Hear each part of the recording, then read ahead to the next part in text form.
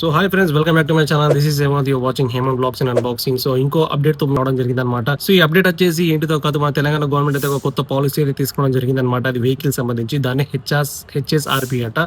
So దీని update వచ్చేసి, ఒకవేళ మీరు పాత నెంబర్ ప్లేట్, పాత బైక్ 2019 కంటే ముందు రిజిస్ట్రేషన్ చేసుకున్నట్లయితే ఖచ్చితంగా దానికి హై సెక్యూరిటీ నెంబర్ ప్లేట్ అయితే ఉండాలన్నమాట ఖచ్చితంగా. లేకపోతే దానికి సంబంధించిన భారీ జరిమానాలు అయితే మీరు కట్టాల్సి వస్తుంది. ఇది వచ్చేసి సెప్టెంబర్ 30 వరకు లాస్ట్ డేట్. అది కూడా 6 months బ్యాక్ నుంచి మనకి గవర్నమెంట్ అనేది చెప్తుంది, కానీ మనం అంత నెగ్లెక్ట్ మనం పట్టించుకోం కాబట్టి మనకి లాస్ట్ సెప్టెంబర్ 30 వరకు లాస్ట్ డేట్ అనమాట.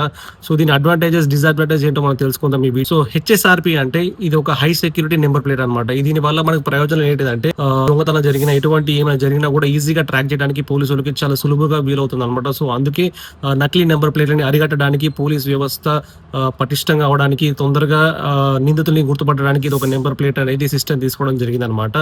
అండ్ ఆల్సో ఇది హెచ్ఎస్ఆర్పి ఖచ్చితంగా ఉంటేనే మనకి ఇన్సూరెన్స్ క్లెయిమ్ అయ్యే ఛాన్సెస్ ఉంటాయి. సో అది కూడా ఒక నిబంధన పెట్టే అవకాశం ఉంటుంది అనమాట.